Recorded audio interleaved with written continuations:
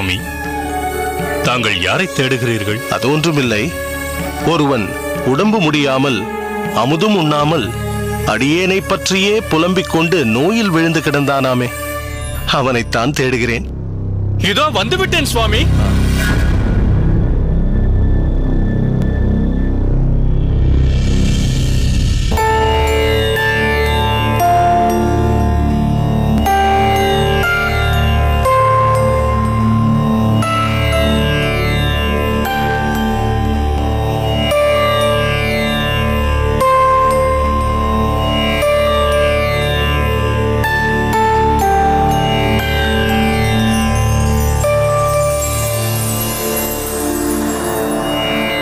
நோய் நொடியின்றி ஆரோக்கியமாக இரு.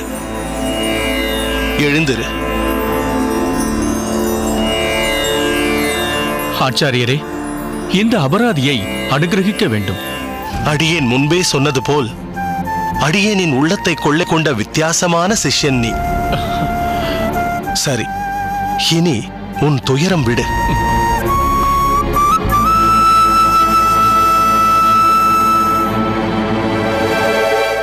தெய்வவாரி, ஏதோ ஒரு வழியில் நீ அரும்பாடுபட்டு இவ்வளவு தொலைவு வந்துவிட்டாய். எனவே திருவனந்தபுரம் சென்று அனந்த பத்மநாப பெருமாளை சேவித்துவிட்டு வா. அதுவரை அடியேன் உனக்காக இங்கேயே காத்திருக்கிறேன். சுவாமி, அடியேன் திருவனந்தபுரம் வரை செல்ல வேண்டியதில்லை. அந்த அனந்த பத்மநாபனையும் முன்னரே சேவித்து விட்டேன். அது எப்படி அப்பா சாத்தியம்?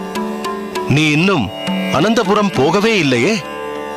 இல்லை சுவாமி, அடியேனின் அனந்தபுரம் என் எதிரே வந்துள்ளது.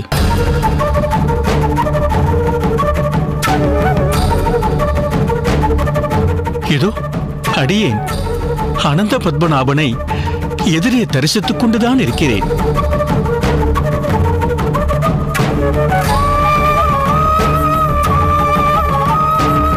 அந்த அரங்கனையும் திருவனந்தபுர அனந்த பத்மநாபனையும் மற்றும் பல திவ்ய தேசத்து எம்பெருமான்களையும் ஏதோ தங்கள் உருவிலேயே கண்டுவிட்டேன்.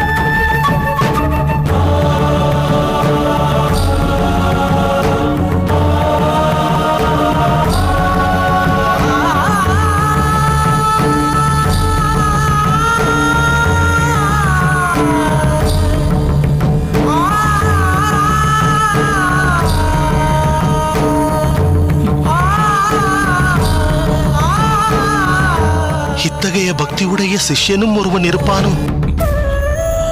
அடியேன் அறியேன். அப்பா, நீ எங்கள் அனைவருக்கும் ஒரு பாடம் புகட்டி விட்டாய். ஆத்மார்த்தமான சிஷ்யனின் பக்தி என்பது கடலை விட ஆழமானது என்பதை உணர்த்தி விட்டாய். அடியேனின் உயிர் உள்ளவரை உன் நினைவு அடியேனுள் இருக்கும். நோய் வாட்டமின்றி என்றும் சுகித்திருக்க அடியேனின் ஆசிகள்.